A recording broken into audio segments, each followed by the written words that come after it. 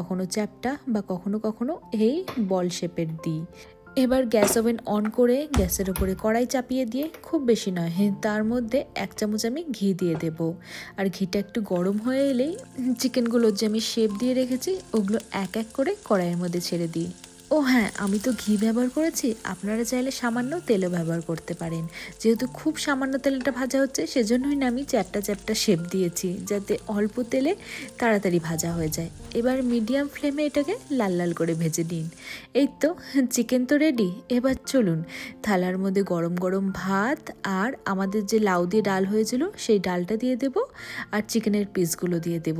ব্যাস, কিট্টুর ডিনার আজকে রেডি। এবার চলুন কিট্টুকে ডেকে নিই। কই কই কই, এ ডিনার রেডি।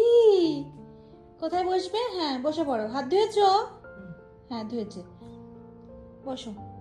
হ্যাঁ হ্যাঁ, হাত ধুয়েছে তোমার বাবা? বাবা বাবা এইটা দিতে হবে।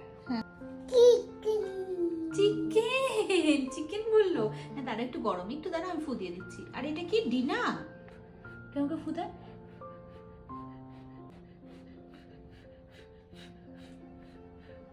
খাও, কোনটা খাবে? ডাল, ও সব চেনে। এটা কি? ভাত। আর এটা